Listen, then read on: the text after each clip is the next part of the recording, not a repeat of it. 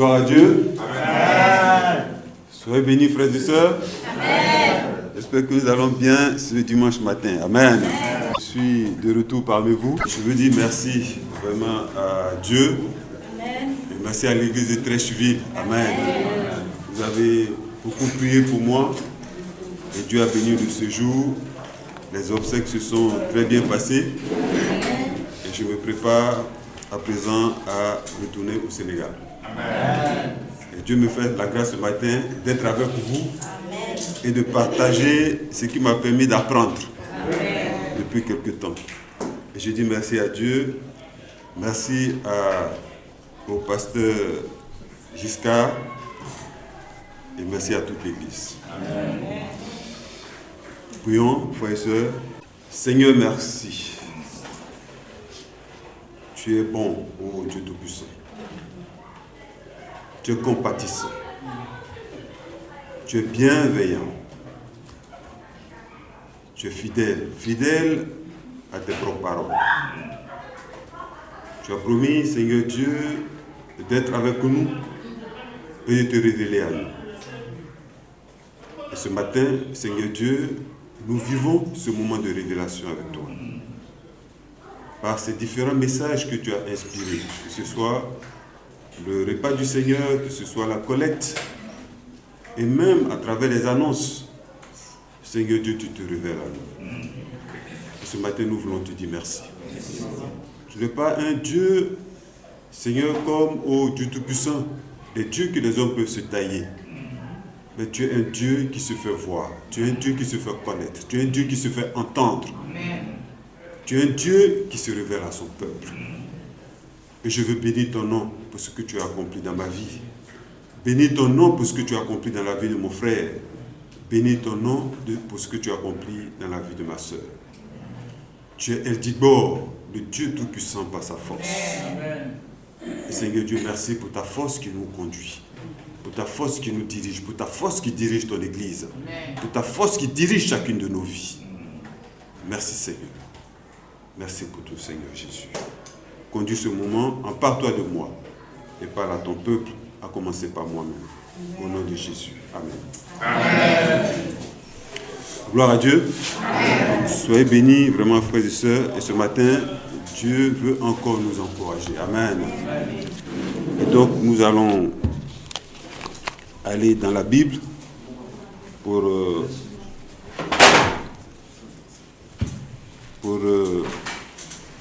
partager en tout cas une histoire très édifiante.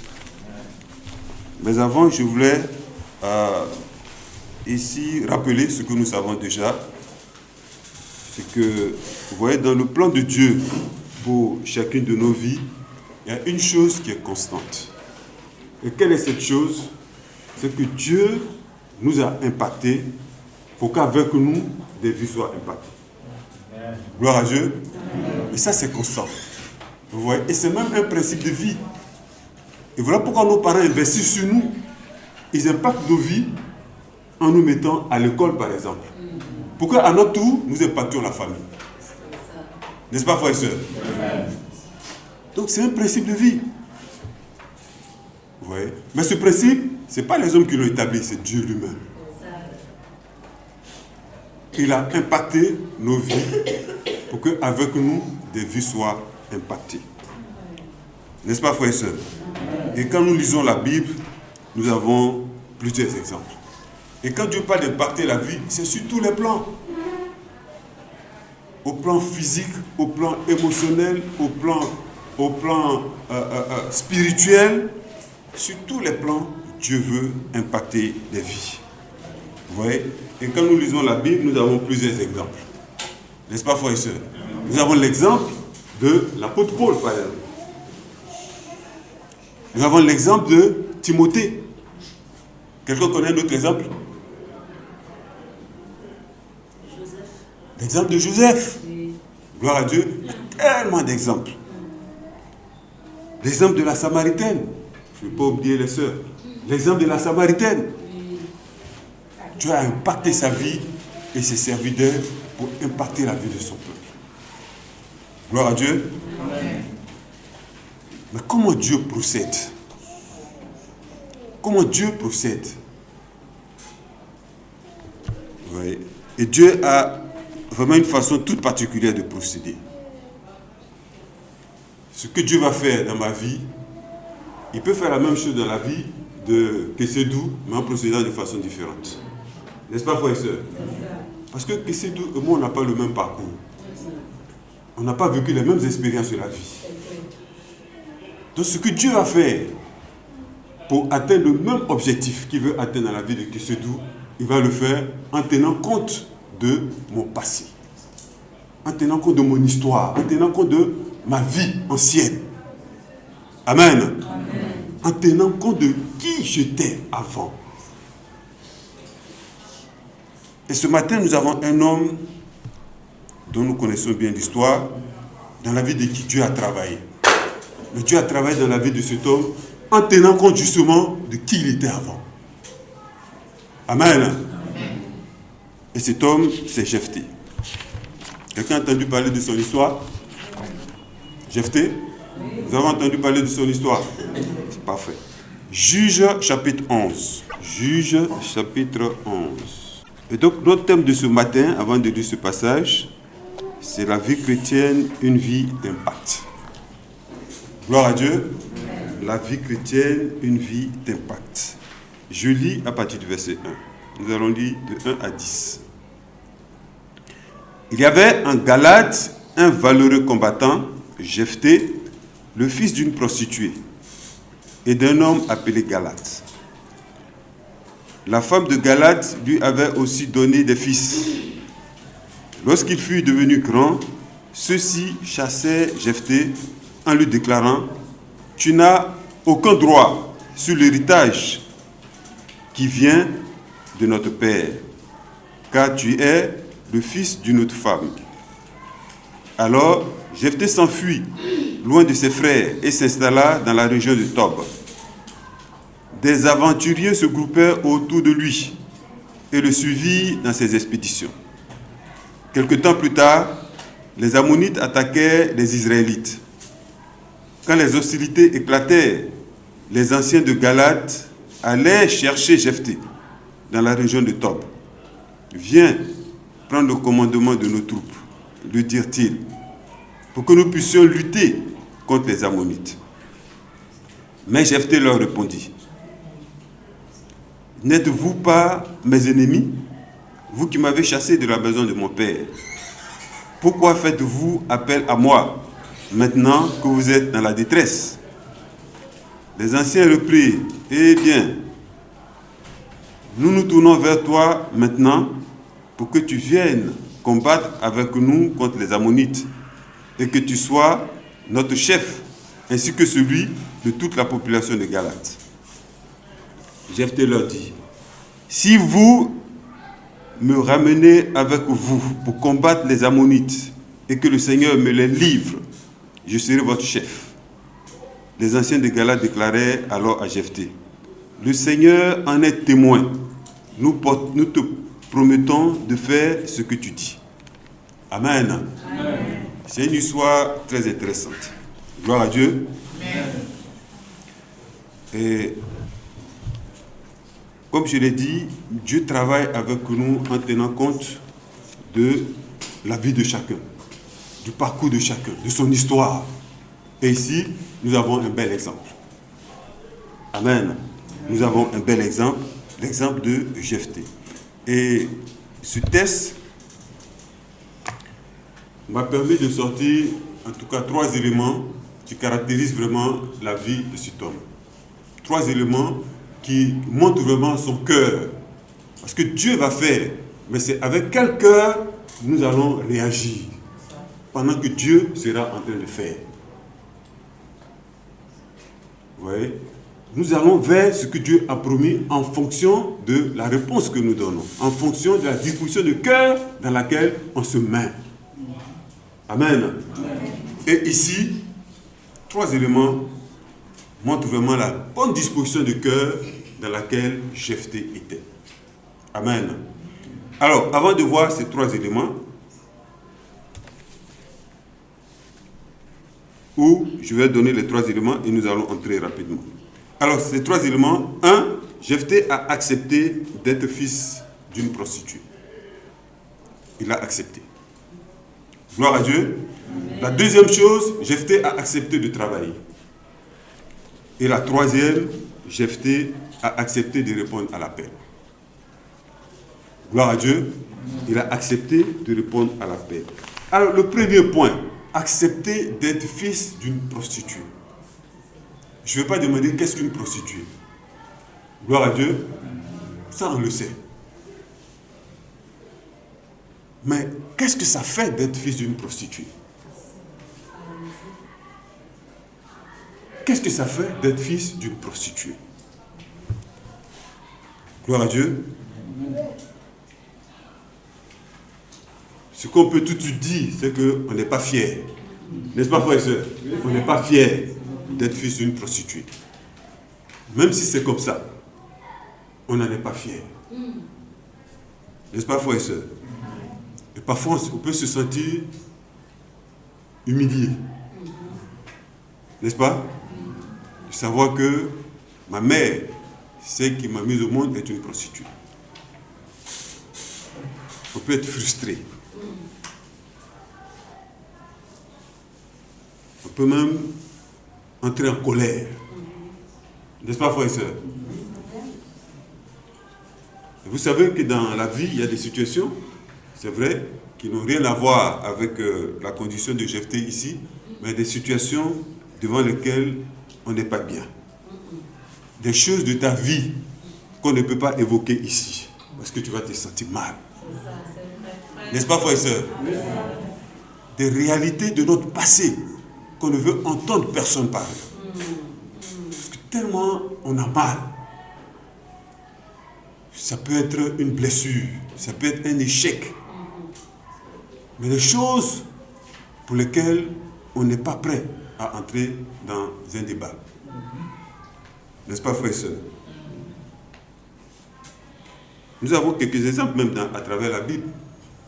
On a l'exemple de Zachée. N'est-ce pas? On nous présente cet homme comme le chef des collecteurs d'impôts. Donc ça veut dire que c'est une autorité. Socialement, il a une position. Amen. Amen. Mais quel était son problème? On nous dit qu'il était de petite taille. Est-ce que Zachée était fier de cette taille-là? Il n'en était pas fier. Gloire à Dieu. Un deuxième exemple. L'exemple du général Naaman. Vous vous souvenez? Le général Naaman. Qu'est-ce qu'on dit de cet homme? Un puissant guerrier. L'homme de main du roi d'Assyrie de l'époque. Gloire à Dieu. Mais il était lépreux. Est-ce qu'il était fier de cette condition? Non, non, non. Est-ce que sa femme en était fière? Non. Est-ce que ses enfants en étaient fiers? Non. Oui, il avait la position. Mais ce qui est à côté dérangeait. Il y avait une petite tache. Une tache noire sur sa personnalité. Ouais. Et dans la vie de chacun d'entre nous, il y a des petites choses comme ça. N'est-ce pas, frères et sœurs? Des choses, tout est bien, mais cette petite chose-là te dérange. Tout va bien, mais non, non, non, ça ne va pas. Gloire à Dieu. Ça peut être les enfants. Comme des gens qui sont bien, tout est bien, mais les enfants sont dans la rue. Ça dérange. Gloire à Dieu. Ça peut être la santé. Où il y a l'argent, tout va bien, mais tu n'as pas la santé. Tu ne peux pas jouir de ton argent. Ça dérange. N'est-ce pas, frères et sœurs? Tout est bien, mais il y a toujours un petit quelque chose qui ne fonctionne pas bien. Et dans le cas de ce garçon, Jephthé, c'était cela. On nous le présente comme étant un valeureux combattant. Donc ça veut dire que c'est un garçon qui était fort physiquement et qui connaissait l'art de la guerre. N'est-ce pas, frères et sœurs? Donc il avait un talent en lui. Mais à côté de ce talent, il était fils d'une prostituée. Et il entre dans la maison de son père. Il vit avec ses frères. Jusqu'à ce qu'un moment, certainement après la mort du père, ses frères vont mettre la feuille sur la table. Vous imaginez que je vive avec mon frère Gissa Doudou pendant longtemps. Et je dis, c'est mon frère. Et lui dit, Nyokore, c'est mon frère. Et du Sénégal, nous parlons de tout et de rien. Et un matin, ils sont un dossier qui met sur la table. Nyokore, aujourd'hui c'est aujourd'hui, cette affaire-là. Tu es mon frère, je t'aime beaucoup, mais cette affaire-là, ça, il faut qu'aujourd'hui ce soit réglé. Frères et sœurs, est-ce que c'est pas ce que nous vivons parfois dans nos familles? Est-ce que c'est pas ce que nous vivons vraiment dans nos familles?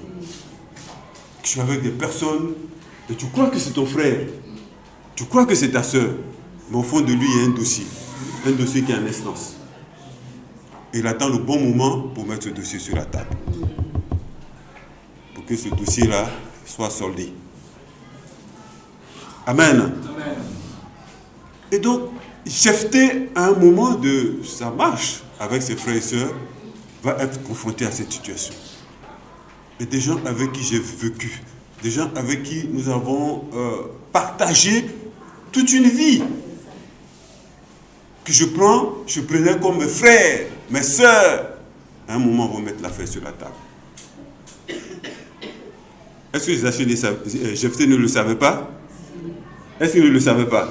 S'il le savait, il savait que ça, c'était son histoire. Mais il savait que cet homme était son père. Est-ce que Jephthé était responsable de ce qui s'est passé? Non. Est-ce qu'il était responsable de sa situation? Non. Il n'était pas responsable de ta situation. C'est son père qui allait vers sa mère. Il savait qui elle était. Il savait qu'elle était dans la rue, en train de pratiquer la prostitution. Il allait vers elle. Et de la relation, lui, va naître. Il y est pourquoi? Il n'y est pour rien. N'est-ce pas, frères et sœurs? Il n'y est pour rien. Mais ce dossier va être mis sur la table. Et l'insistance avec laquelle le dossier va être mis sur la table va le pousser à quitter la maison familiale. Est-ce que Jephthé n'avait pas les moyens de résister? Est-ce qu'il n'avait pas de recours? Il avait des recours. Puisque la société juive était organisée. Il pouvait saisir les autorités coutumières pour que l'affaire soit examinée. Ou il pouvait y aller par la force. Et imposer que son droit lui soit reconnu en tant que fils. En mettant en avant tous ces arguments dont nous venons de parler. Parce que ce n'est pas lui, c'est son père. Mais Jephthé n'a rien dit de tout cela. Gloire à Dieu. Amen. Il a pris son sac et il est parti. Vous savez, il y a des combats qui ne valent pas la peine d'être menés. Est-ce qu'on est d'accord là-dessus? Il y a des combats qu'il ne faut pas livrer. C'est perdu à l'avance. Parce que la réalité, sa mère est prostituée. Il va se plaindre où? En se plaignant, il risque d'amplifier la chose. Parce que peut-être dans le village, il y en a qui ne savent pas. Donc en se plaignant, il va amplifier la chose. Et sa frustration sera encore plus grande. N'est-ce pas, frère et soeur? Amen. Sa frustration sera encore plus grande. De savoir que tout le village sait maintenant que sa mère est une prostituée. Il y a des combats qu'il ne faut pas livrer. Ce sont des faux combats. Des combats qui nous font perdre notre énergie. Des combats qui nous font perdre notre temps. Qui nous font perdre même de l'argent. Des combats qui affectent notre santé. Ces combats-là, il ne faut pas les livrer. Amen. Il ne faut pas les livrer. Il faut faire comme Jephthé. Qu'est-ce que j'appelle les faux combats? Gloire à Dieu. Et que tout ce qui peut être objet de frustration, tout ce qui peut être objet de colère, de rancœur, tous ces combats-là, il ne faut pas les livrer. Parce que comment on les livre? Et quand je suis dans la situation, que je continue d'entretenir la frustration, ça veut dire que je livre ce combat-là. Mais il ne faut pas le livrer.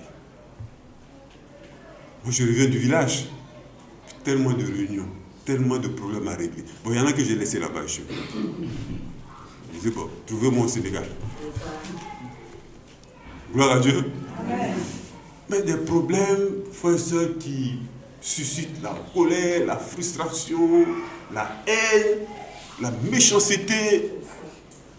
Mais ça, ce sont des faux combats. Gloire à Dieu. Amen.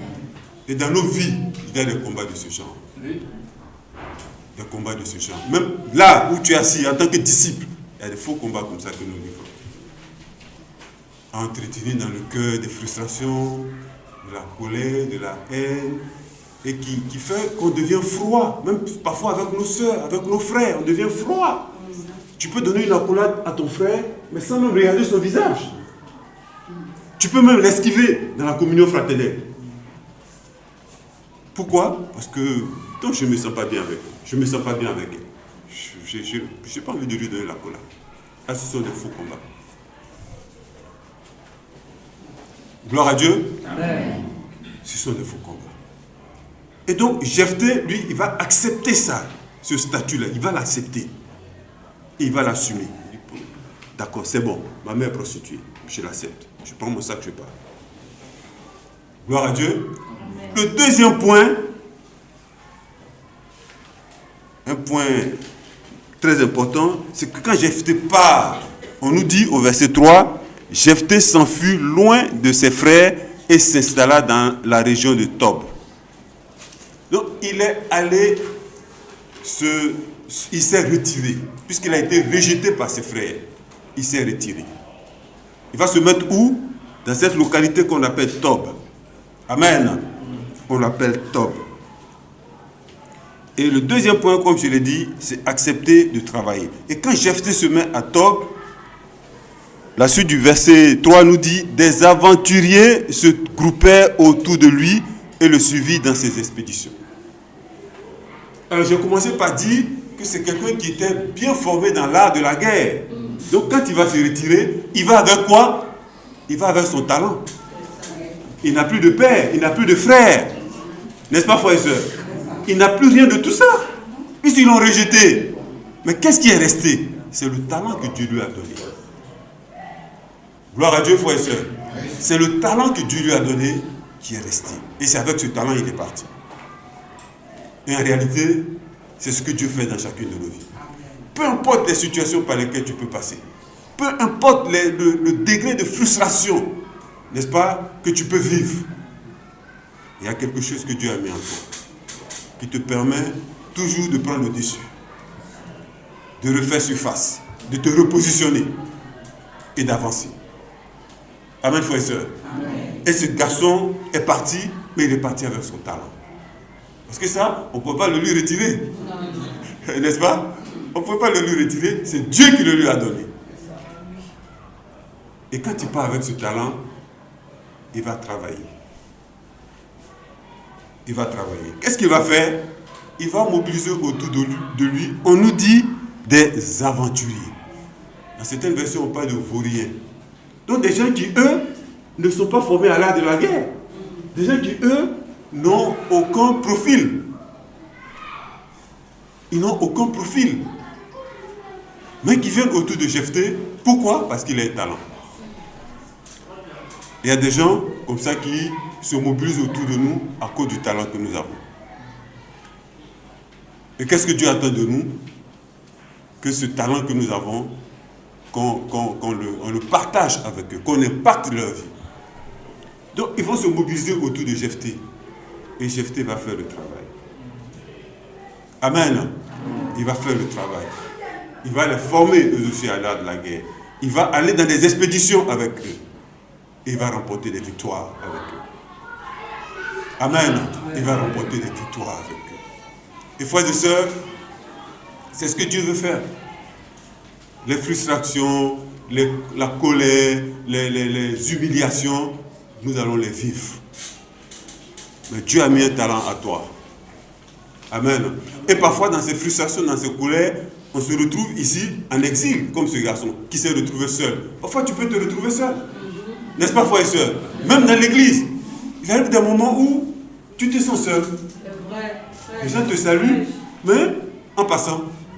Les sœurs te saluent, mais en passant. N'est-ce pas, frère et sœur? Et tu sens que tu es seul. Mais en réalité, c'est Dieu qui te met dans cette position pour travailler dans ta vie. Amen. Est-ce qu'il y a quelqu'un qui se sent comme ça? Amen. Merci pour votre honnêteté. Merci. Mes frères et sœurs, parfois quand nous sommes dans ces positions, nous voyons les hommes. Nous voyons les hommes. Ah, lui, maintenant, il n'est plus mon ami. Elle n'est plus mon amie. Il ne me salue plus. Et tu mesures maintenant le degré d'intensité des accolades. Elle, son accolade était chaleureuse. Lui, son accolade est plutôt froide. Tu es dans cette position pour que Dieu travaille dans ta vie. Amen. Il n'y a pas une autre raison. Tu es dans cette position pour que Dieu opère l'œuvre du miracle dans ta vie.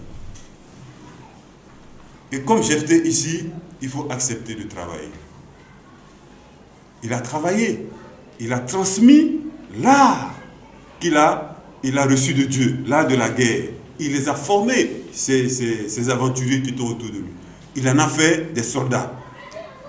C'est vrai, il n'était pas dans une armée régulière, mais ce qu'il a constitué avec eux était une sorte de milice. N'est-ce pas, frères et sœurs? Et qui lui permettait d'aller dans les expéditions et de remporter des victoires. Et quand nous acceptons de travailler, Dieu intervient pour nous élever. Amen. Amen. Et le travail que nous avons à faire, frères et sœurs, c'est d'abord à notre foi. Parce que nous sommes des êtres d'abord spirituels. Donc le travail que Dieu nous demande de faire, c'est le travail déjà de la foi. Dans la lecture, dans la prière, dans la méditation, dans la communion fraternelle, dans la formation. C'est le travail que Dieu attend de nous. Gloire à Dieu. Donc peu importe ce qui se passe, mais quand tu t'orientes vers le travail que Dieu attend de toi, Dieu t'élève. Amen. Amen. Et Dieu restaure complètement ta position. Et avec Jephthé, c'est ce qui s'est passé. On va le voir avec le troisième point. Jephthé donc répond à l'appel. Amen. Jephthé répond à l'appel. Alors, le verset 7, je vais relire rapidement. Mais Jephthé leur répondit, n'êtes-vous pas mes ennemis, vous qui m'avez chassé de la maison de mon père? Pourquoi faites-vous appel à moi maintenant que vous êtes en détresse? Alors, ce qui va se passer, c'est que le peuple qui a dénigré ce garçon Jephthé et le pousser donc à l'exil va être en difficulté, en grande difficulté. Donc l'armée d'Israël est confrontée à une autre armée, l'armée des Ammonites. Amen. Et en termes d'effectifs, en termes de force militaire, les anciens de Galade se sont rendus compte qu'ils avaient une position qui ne leur permettait pas vraiment de livrer bataille contre ces ennemis. Donc il fallait trouver du renfort. Amen. Et qu'est-ce qu'ils vont faire? Ils vont se souvenir de Jephthé. Ce garçon, allons le chercher. Il peut nous être utile. Gloire à Dieu. Dieu créera toujours les conditions, frères et sœurs, si nous faisons le travail que Dieu attend de nous. Si je fais le travail que Dieu attend de moi, dans des situations difficiles, Dieu créera des conditions pour me repositionner. Amen. Peu importe où c'est. Ça peut être à ton travail, ça peut être dans ta famille, ça peut être à l'université. Mais si tu fais le travail que Dieu attend de toi, c'est-à-dire le travail spirituel d'abord, Dieu créera les conditions pour te redonner ta position. Et ici, un conflit va éclater entre les Israélites et les Ammonites. Une situation qui va susciter la peur dans le cœur des Israélites. Nous ne pouvons rien contre cette armée. Il nous faut du renfort. Et tout de suite, le réflexe, c'est Jephthé. tellement la réputation de Jephthé avait gagné toute la région. Ils vont le chercher. Gloire à Dieu. Et le verset 7, c'est la réaction de Jephthé. Amen. Alors, il dit, n'êtes pas vous, mes ennemis, vous qui m'avez chassé de la maison de mon père. Pourquoi faites-vous appel à moi, maintenant que vous êtes dans la détresse? Logiquement, qu'est-ce qu'il devait suivre? Oui?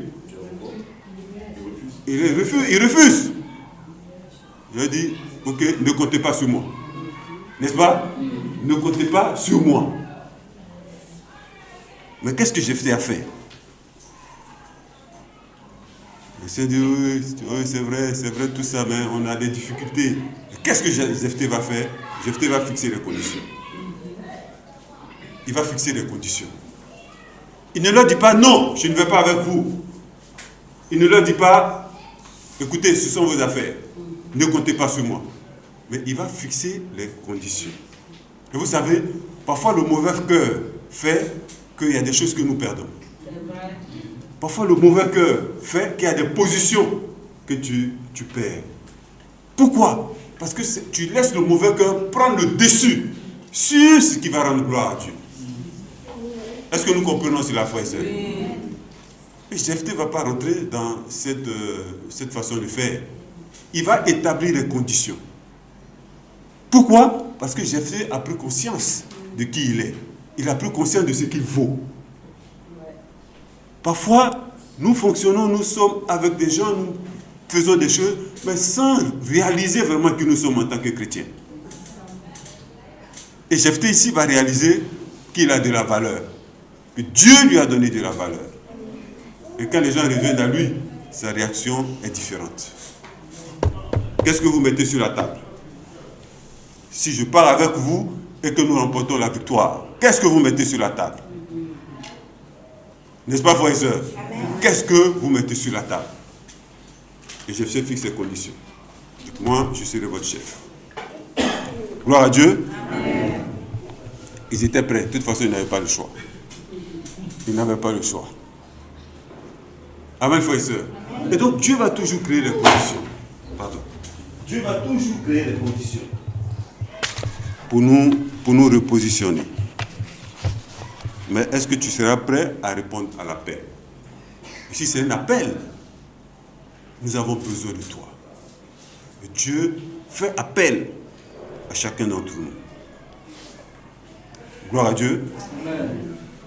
Et Jephthé va mettre ses conditions sur la table et le peuple qui n'avait plus d'autre choix va se soumettre aux conditions de Jephthé.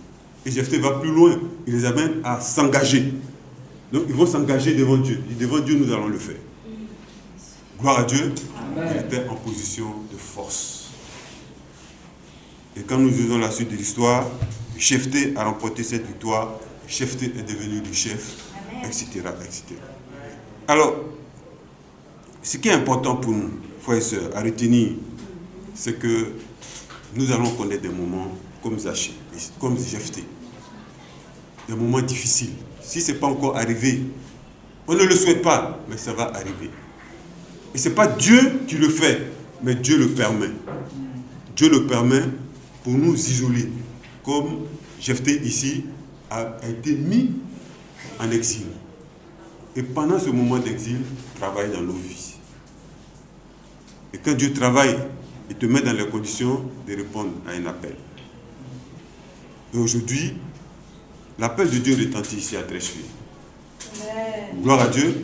L'appel de Dieu retentit. Chaque fois que je suis de passage à Trècheville, je sens ça. L'appel de Dieu retentit.